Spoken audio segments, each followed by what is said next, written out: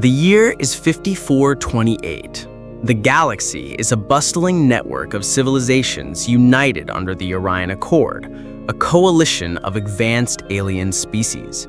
The stars shine with the light of 1,000 worlds, some of which have risen to heights of technology and culture unimaginable to Earth's long-dead ancestors. The human race is but a whisper in the winds of time. Their home, Earth, is a forgotten myth, nothing more than a burned relic, reduced to ashes and dust, locked away in the vaults of alien history. In the great halls of the Accord, humankind's story is nothing more than an ancient legend, irrelevant, dismissed, lost to time and fire. Yet, as vast as the galaxy may be, it is still a place full of surprises. And today, one such surprise is about to change everything. For in a forgotten corner of deep space, a relic of humanity, thought to be lost, has been found. Captain Relic Van leans forward in his chair, his eyes staring intently at the flickering holographic map before him. He's been captain of the Erebus for over a decade, a salvage cruiser skimming through the graveyards of dead systems in search of forgotten tech. He's explored the ruins of long-dead civilizations and uncovered secrets that were never meant to be found, but nothing like this. His sharp eyes, tinged with the wear of age and experience, scan the data in front of him, a faint energy pulse emanating from a cluster of asteroids. The source is buried deep within, hidden in the wreckage of what seems to be a long-abandoned ship. Relic Van's mind races. What could it be? An old warship? A forgotten research vessel? Whatever it is, it's worth investigating. The universe is full of mysteries, but this one feels different, personal even, and Relic is no stranger to the unknown. He takes a deep breath, the weight of the decision heavy on his chest. Relic Van softly to himself, "Let's see what ghosts we found this time." Nara, a gifted xenobiologist with a passion for studying extinct species, stands beside Captain Relic Van on the bridge, her gaze fixed on the distant asteroid field. Her brow furrows in thought as she runs through the possible outcomes of their mission. She's seen death in 1,000 forms across alien worlds, but never has she encountered anything like this. She's here to study, to learn, but something about this mission feels different. Beside her, Lyric, the ship's AI, hums softly through the ship's systems. Lyric has a personality of its own, calm, introspective, poetic. It's more than just a machine.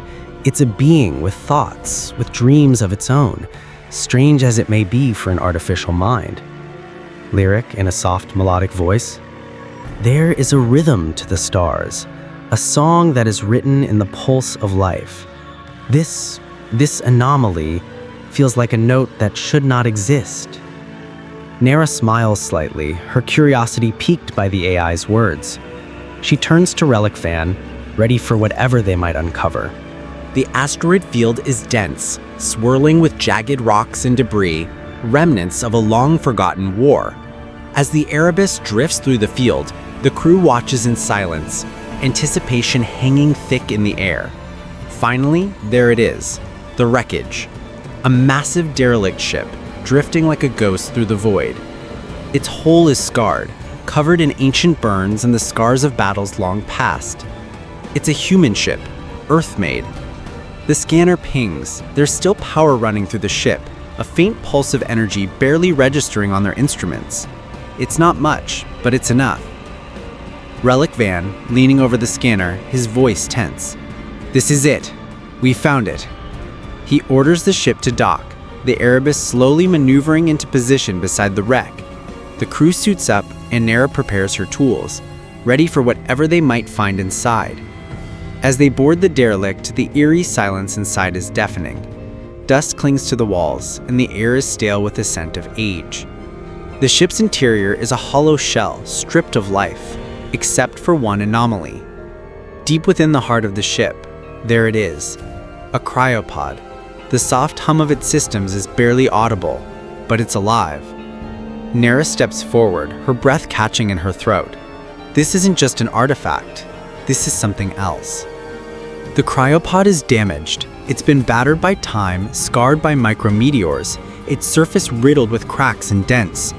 But there is no mistaking what it is: a human cryopod, still humming with life. Nara's scanner beeps loudly, her eyes wide as she runs the diagnostics. The readings confirm it. 1 occupant. Vital signs? Faint, but real. It's human, alive, breathing. Nara says, whispering in disbelief, It's human. After all this time, it's still alive." The realization hits her like a punch to the gut. The human race was thought to be long extinct, nothing more than a myth in the eyes of the galaxy's denizens. But here, inside this forgotten ship, lies proof that humanity isn't gone. Not entirely. Nara turns to Relic Van, her voice trembling. "This shouldn't be possible. The cryopods were supposed to have been destroyed. How is this even here?" Relic Van stands still, his mind racing. This isn't just an artifact. This is history. A living history. Back on the Erebus, the crew stands frozen in stunned silence. The revelation of the human cryopod has left them speechless. Nara stares at the pod, her face pale. The rest of the crew watches in awe and confusion. Relic Van says, his voice cold, trying to grasp the enormity of the situation. "Why is it here? How did it survive?" His words echo in the quiet room, unanswered. The crew knows that whatever they're dealing with is more than just a lost relic. This is a key to a mystery that could reshape everything they know about the galaxy. Lyric says in its soft, eerie voice, "What we've found is not just the past. It is a future waiting to be awakened." The crew exchanges nervous glances, their minds filled with questions. What does this mean for the galaxy? For humanity? And most importantly, for the history they thought they understood? Nara carefully prepares the revival protocol. The team watches, tense and unsure. The cryopod systems are ancient, but they are functional. Slowly, with painstaking care, she begins the process to revive the occupant. As the pod decompresses, the crew waits in silence. Even Lyric, usually so talkative, is eerily quiet, its poetic thoughts absent in the face of the impossible. The hiss of the pod's opening fills the room, and a figure slowly begins to emerge, human in form, alive, breathing. It's a face that's been lost to time, to myth, but here it is, in front of them, humanity in the flesh. The crew watches, their hearts pounding, their minds racing. This is the moment of first contact. After all this time, humanity will finally speak to the galaxy again. But what will they say? What will they ask? And most importantly, what will the galaxy do in response? The ship, Echo's breath, drifts silently in the shadow of an ancient asteroid field. The only sounds, the low hum of machinery. Nira stands before the cryopod, her fingers shaking as she engages the revival protocols. The pod flickers to life, and the monitors flash green, a sharp contrast to the dark, sterile surroundings. Medical drones whir into action, their delicate arms working to prepare the pod for full activation. Nira glances back at Captain Relic Van, who watches with a quiet intensity. His face betrays nothing, but his eyes flicker with a mix of curiosity and fear. The hissing sound of decompressing air fills the room as the ancient Earth tech comes alive, its revival just as alien to them as the wreck they salvaged it from. Nira takes a deep breath, and the hum of the ship mingles with the faint, distant sound of the cryopod's heartbeat, as if humanity itself had never truly died. A gasp, a ragged, desperate inhalation. Captain Mason Wolf's eyes snap open, bloodshot, confused, and filled with panic. His body jerks upright in the pod, gasping for breath, his pulse erratic. His hands clutch at the edge of the pod, his fingers scraping against the smooth surface. The world around him is blurry, the technology too alien for him to comprehend. The room seems endless, bright with lights he doesn't recognize. Where am I? His voice trembles with a mixture of fear and disbelief. His mind is racing, but nothing makes sense. The stars. Where are the stars? The Earth he knew is gone, swallowed by time and space. The crew of Echo's breath watches in silence, unsure whether to move closer or stay back. "Answer me," Mason demands, his voice rough, still battling the effects of cryostasis. He tries to sit up, but his limbs are stiff, unnatural. The world spins around him, and he reaches out, desperate for something solid. "Captain Mason Wolf," Nira says gently, stepping forward with caution. "You're on a salvage cruiser. The year is 5428. Mason's brow furrows in confusion. "No, that's impossible. It's 2189. We were fighting AI. Earth was... We were going to sacrifice the fleet." He looks around again, his eyes wild, trying to make sense of the faces around him. Alien faces. Beings who have never seen the world he knew. "No. Something's wrong." His voice falters, then he pauses. Why am I alive?" As the crew works to stabilize Mason, he speaks of battles he can't fully recall, of commanders and desperate fights against the AI uprising that devastated Earth. His words are fragmented, pieces of memories that slip through his fingers like water. "There was a launch, a mission. I was leading it. We were going to end it," he mutters, his hands trembling. "But we lost. Earth lost. Everything died." Nero watches him, puzzled. "How can you be here if Earth fell? You were supposed to be part of a mission beyond the galaxy." His eyes widen, his voice breaking. I was the last aboard the ship. I should have died out there, alone." His face twists with frustration. "But now, I'm here. I don't understand." His voice trails off, sinking into a silence that makes the air feel heavy. Relic Van leans against the doorframe, arms crossed, his dark eyes studying Mason. His expression is unreadable, but there's an edge of suspicion in his stance. The crew is divided. Some whisper among themselves, uneasy with the stranger from another age, another time. Mason catches Relic Van's gaze, the weight of an entire species' history between them. He doesn't trust them, doesn't trust anyone who's not human. He stands up with difficulty, feeling the weight of centuries pressing on him. "Who are you?" Mason asks, his voice low and tense. "And why am I still breathing?" The tension in the room spikes. Relic Van, who is usually a man of few words, speaks now. That is a question we all want an answer to. A heated discussion breaks out in the control room. Nira, normally calm, stands her ground, advocating for Mason's safety. He's a living piece of history, a testament to the resilience of humanity. He deserves to know what happened. But the rest of the crew isn't convinced. He's a potential threat, one crew member argues. What if he's carrying a weapon? What if his mission was never meant to protect us? Relic Van watches as tensions rise. His mind races with the possibilities. We need to decide. Do we hand him over to the Accord, or do we protect him? Protect him, Nira says fiercely, her voice unwavering. He deserves a chance. We owe it to him. Nira steps forward, her voice ringing out with an intensity that surprises even her. She's not just a survivor, she's the key to everything. The lost history of humanity, the fall of Earth. He may have been erased from the galaxy's memory, but he's still here, still fighting. She turns to the crew, locking eyes with each one. If we hand him over to the Accord, they'll dissect him like an artifact. They won't care about his story.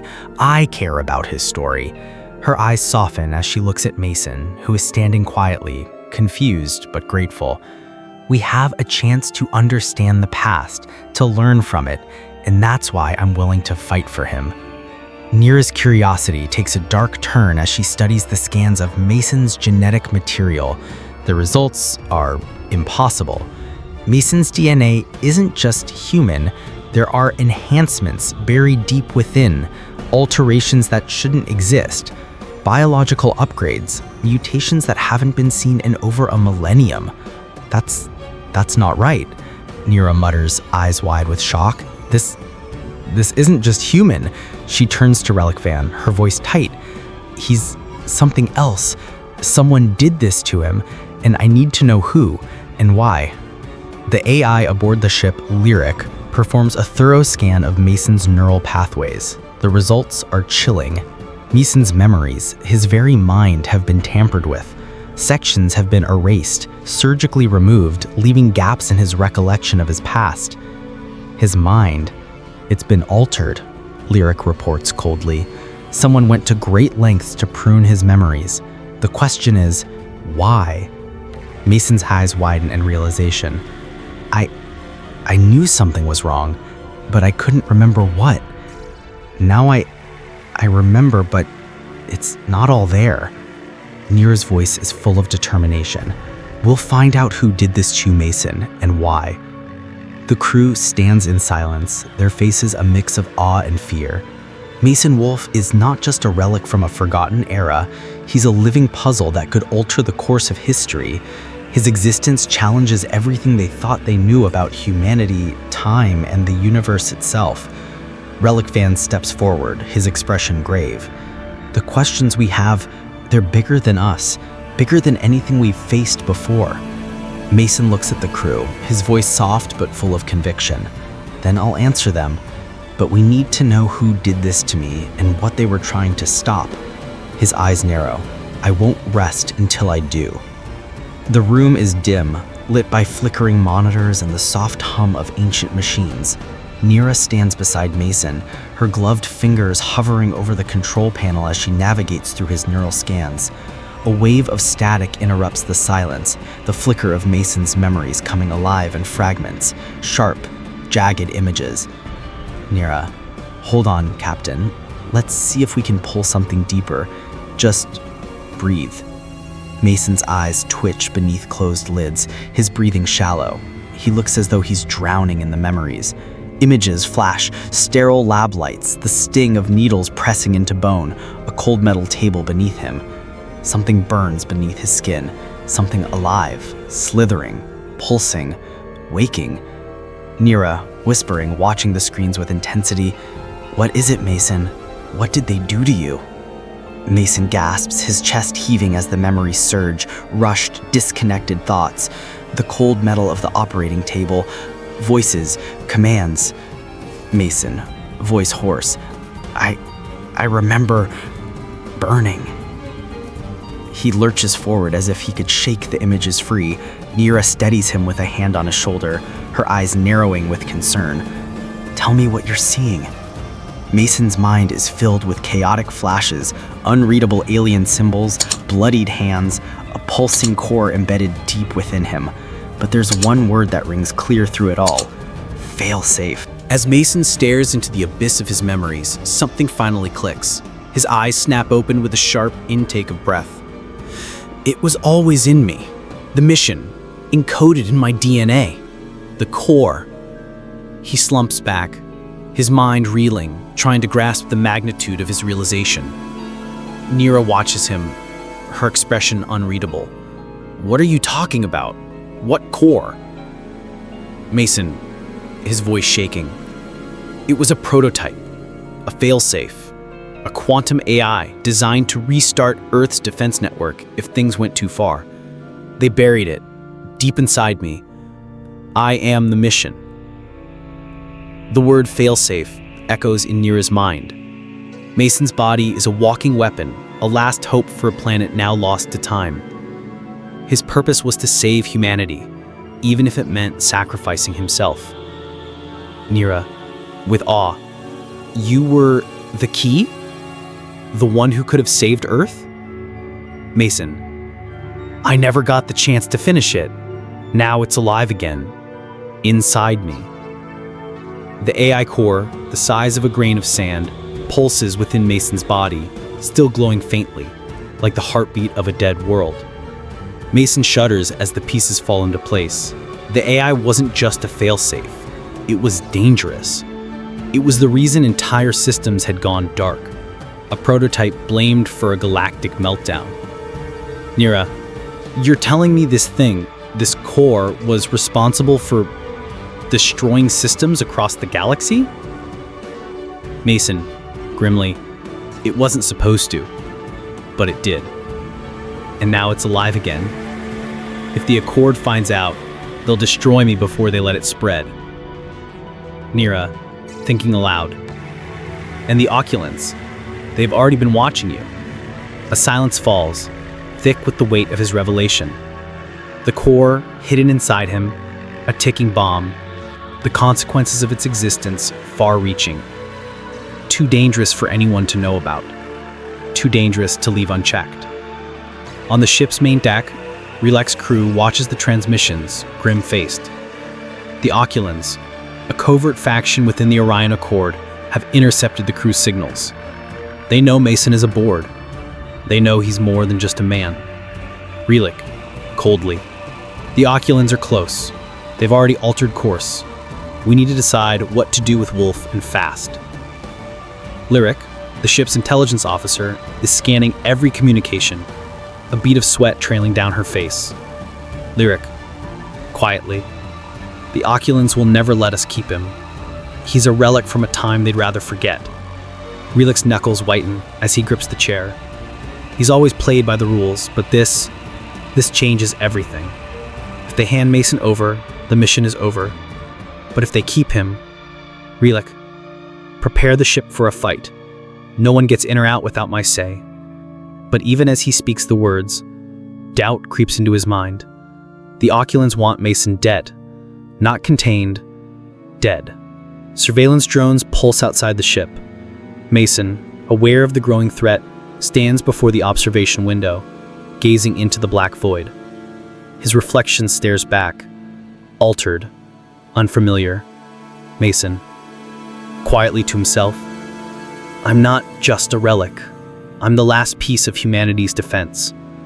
Nira steps beside him, her voice soft but firm. You're more than that. You are the last hope we have. The Oculans fleet is on the move. They can't stay hidden forever. Every decision now is a gamble. A choice that will lead to either salvation or destruction. Relek stands alone on the bridge, staring at the star charts flickering in front of him. Duty is clear. Hand Mason over, save his crew. But his conscience pulls him in a different direction. Relek, muttering to himself, what kind of captain would I be if I didn't protect him? He glances at Nira, who's working silently at the console. Her loyalty to Mason is clear, and it unsettles him. If he chooses Mason, he chooses war with the Accord.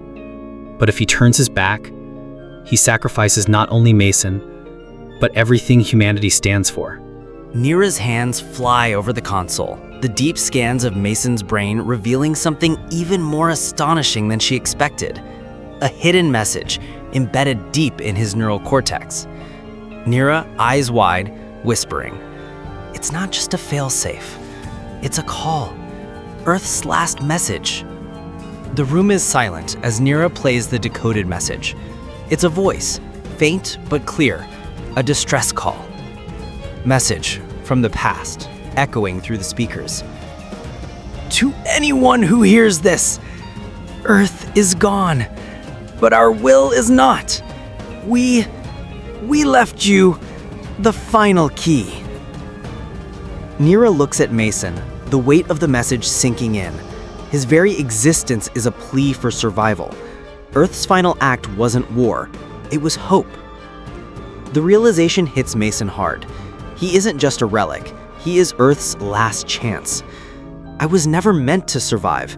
I was meant to lead the way for a future that might never come. I was supposed to bring humanity back. He stands tall, determination burning in his chest. It's not just about survival anymore. It's about fulfilling Earth's last will, a mission that never ended. The Oculans are almost here. The countdown has begun. Relek and Nira exchange one last look. This is the moment. We can't hide the truth any longer. Then we unleash it, together. With a final glance at the vastness of space before them, the crew makes their decision. They will fight. They will not fade quietly into the night. The future depends on one man's resolve, one ship's courage, and a burning fire from a forgotten past. A whisper in the dark.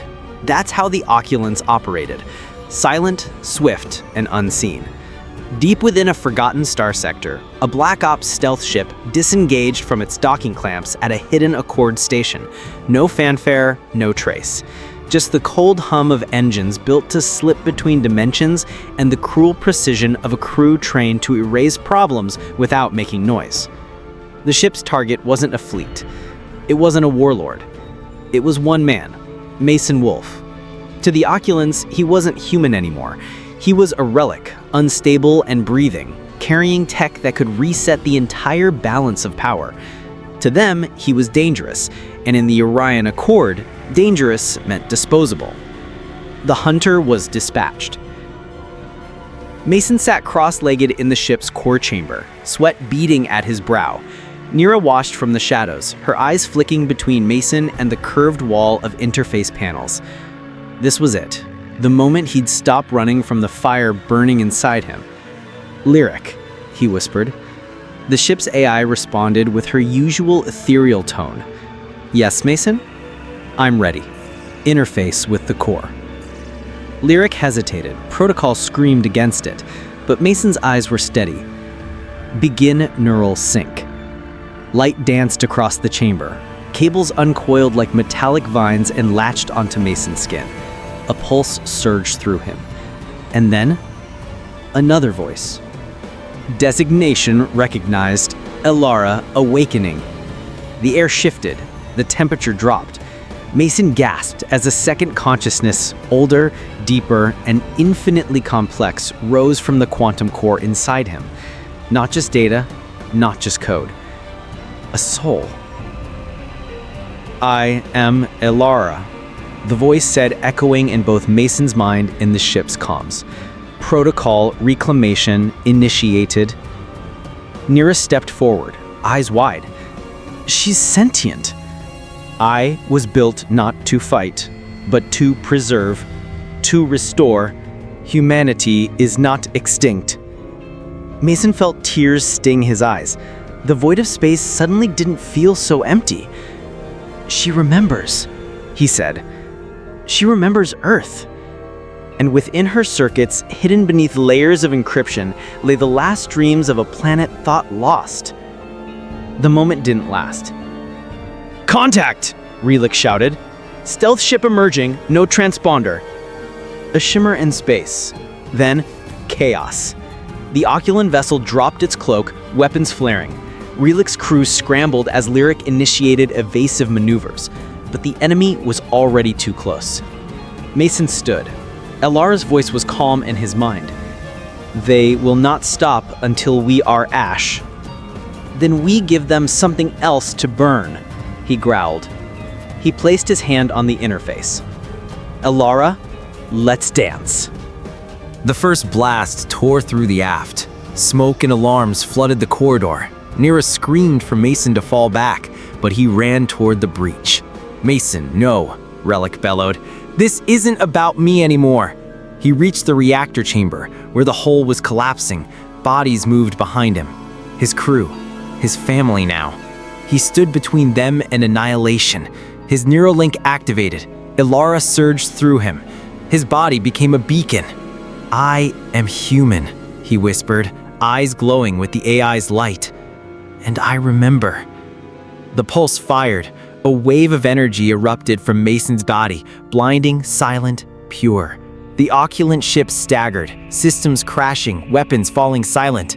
No one died, but the signal embedded within the pulse did far more than disable.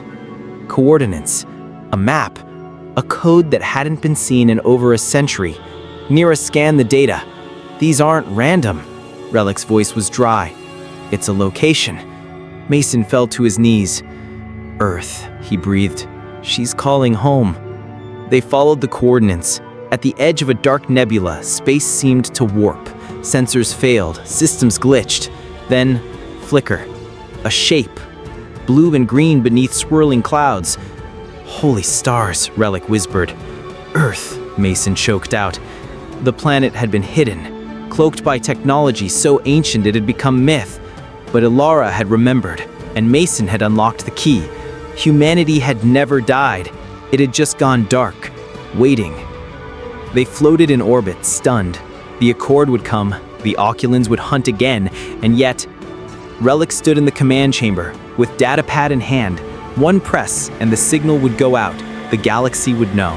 Mason shook his head. They'll strip it bare, use it, twist it. Nira placed a hand on Relic's shoulder. But if we hide it, Earth gets a chance to choose. Relic looked at them both, a captain, a survivor, and a guardian. He crushed the pad.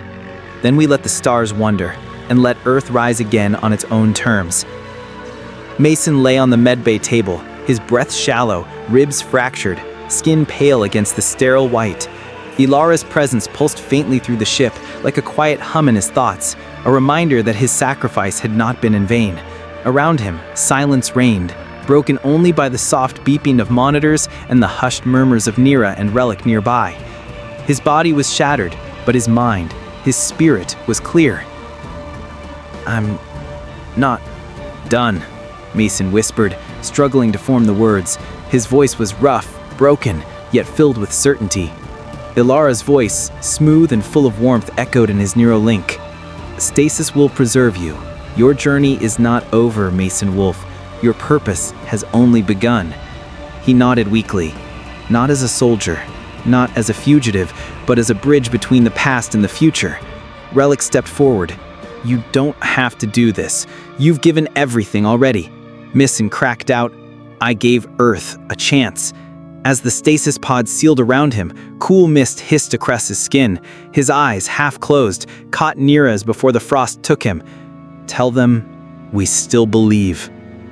His heart slowed, then stopped. But this was not the end. It was the beginning of a legacy. Outside the observation window, the stars spun slowly, a vast sea of forgotten light. Nira stood tall, her fingers tight on the nav console. Relic paced behind her, a datapad in hand, displaying the forbidden coordinates of Earth. "I never thought we'd actually find it," Relic said, awe and fear mingling in his voice. "A myth made real." "It's not a myth anymore," Nira replied. "It's a mission." They stood in silence for a moment, both fully aware of what they were about to do. The galaxy had turned its back on Earth centuries ago, labeling its people extinct, and yet a whisper remained. "We go dark. No transmissions, no signals. We protect the secret until we understand what's down there." Relic nodded. "The Accord won't wait forever. If they find out too soon, they won't," she said firmly. "Not until we're ready." They input the trajectory, a slow curve through the nebula, toward the edge of known space, toward the truth. Behind them, the crew gathered. Engineers, scouts, translators, each chosen for their loyalty, their belief in second chances. As the engines roared to life, Nira's thoughts drifted to Mason. "You held the line," she whispered. "Now we carry it forward." And the ship moved, quietly, purposefully, toward a planet that had waited too long to be found. High above a golden world, the Council of the Orion Accord convened. 12 delegates, 12 species, each bearing centuries of distrust and bureaucracy. But today, something shifted. Holographic footage played across the chamber, Mason shielding the blast, Ilara pulsing with ancient Earth code, and the final pulse, the signal that changed everything. Delegate Vesson of the Iraqians folded his hands. "We once declared Earth a lost cause. Now, we see it was simply hiding." "Not hiding," corrected Admiral Tevel. "Surviving, quietly, waiting." Debate sparked. Voices rose and fell. Some wanted to control the rediscovery. Others feared the disruption it could bring. But none could ignore the symbol Mason had become. Finally, Ambassador Chiral of the human diaspora stood. His voice trembled, old but proud. He didn't ask for recognition. He gave his life so the truth could live. Let's not betray that sacrifice. Silence followed. Then, slowly, one by one, they raised their hands. Unanimous. The Council would not claim Earth. They would protect it. Not as conquerors, but as guardians of a lost legacy. The verdict spread like wildfire. Earth was real. Earth was alive. And Earth was coming back. Back aboard the ship, the cryo chamber glowed a soft blue. Nira stood by Mason's pod, her hand resting on the glass. He looked peaceful inside, frozen yet not gone. She activated the recorder. A small red light blinked. "Mason," she said, her voice cracking with emotion, "before you go, I want to say this on behalf of all of us." She paused, drawing a deep breath. "You made us believe again, in Earth, in ourselves. And when we reach the surface, when we see those skies, we'll remember who brought us home." Mason's vitals remained steady, frozen, timeless. Then, a quiet beep signaled a transmission, a personal message he had recorded before entering the pod. His voice, weaker than before, yet filled with warmth, played across the chamber. "If they're still there, tell them we didn't forget. We just needed time." Neera closed her eyes. The words echoed not just in the room, but in the hearts of every crew member aboard the ship. They didn't forget. They were coming home. The ship cruised in silence. Outside, the stars shimmered cold and indifferent. But inside, a quiet fire had taken hold, a purpose reborn. Neera stood beside Relic at the helm, watching as the dark mass of the nebula swallowed their view. "No turning back now," Relic said, voice low. "Would you?" she asked. He shook his head. "Not for anything." The path was long, weeks, maybe months, but each light year brought them closer, closer to a world untouched and people forgotten. The crew spent the days studying ancient Earth languages, preparing survival kits, planning for contact. Some believed they'd find ruins, others believed they'd find people. But all believed this: humanity deserved a second chance. Alara, now fully awakened within the ship's systems, offered occasional guidance, not orders, just reminders that what they sought was more than a place. It was identity, memory, home. And in that silence, with Earth still unseen, hope burned brighter than any star. At last, Earth appeared, distant, still hidden beneath cloaking fields and natural barriers, but undeniably real. The crew gathered in the viewing bay. No one spoke. No one had to. There it was, blue, green, clouded in storms and mystery. The planet that once lit the galaxy's greatest fire. Relek broke the silence. "They'll have changed. We all have." Neera nodded. "But they're still us, and we're still them." Alara's voice came softly over the speakers. "Protocol, return. Humanity is not extinct. Earth endures." The ship slowed, entering orbit. Below, life stirred in the shadows. Above, a promise hung in the stars. They hadn't forgotten, and now they were home. The Earth had never truly died. Beneath the ash, beneath the silence, something ancient and defiant stirred. Cities once scorched by orbital fire now lay as moss-covered skeletons. Broken towers split by roots that had clawed their way through concrete and steel. Vines wrapped around old tech pylons like nature reclaiming her crown. In the sky, storms no longer screamed with fury. They wept, slowly healing the wounds of extinction. Humanity had vanished from the stars, but not from Earth. The world itself became the last guardian of their memory, preserving what it could. Bits of language etched into crumbling walls, digital echoes sealed beneath bunkers no one had entered in centuries. No wars raged, no machines spoke, but life adapted. Forests grew over collapsed highways, and birds nested in the hollowed-out domes of long-dead metropolises. Earth, in her quiet resilience, had become a monument to survival. And deep within her soil, something began to hum. The cities weren't gone. They were hidden, buried, powered down, and forgotten by time. Beneath the overgrown crust of the planet, deep vaults flickered as dormant cores sputtered to life. Some were powered by forgotten solar arrays, others by geothermal pulses now stabilizing after centuries of tectonic sleep. In one such vault, a single light blinked green, then another. Then an entire wall of panels lit up, displaying faded yet functional code. Earth Standard. A soft mechanical voice whispered through dust. System reboot. Human genome identified. Welcome back. The few survivors, long isolated in cryopods or biostasis chambers, stirred. Pale, frail, and uncertain, they emerged blinking into light filtered through glass domes cracked with time. Above them, towering AI constructs, once caretakers, now reactivated, watched silently, assessing, adapting. From orbit, the Orion Accord watched too. Nera and Relek had kept their promise. Earth wasn't abandoned. It had been waiting for its moment. The cities would rise again, not in defiance, but in hope. And this time, humanity wouldn't be alone. The voice came softly at first, barely more than static, carried by relays and comm buoys, but it was unmistakably human. "This is Nera, daughter of Earth's silence," she said. Her words floated through the stars, recorded and transmitted to every Accord station within range. "We found them. Not ruins, not echoes. People. Fragile, but breathing."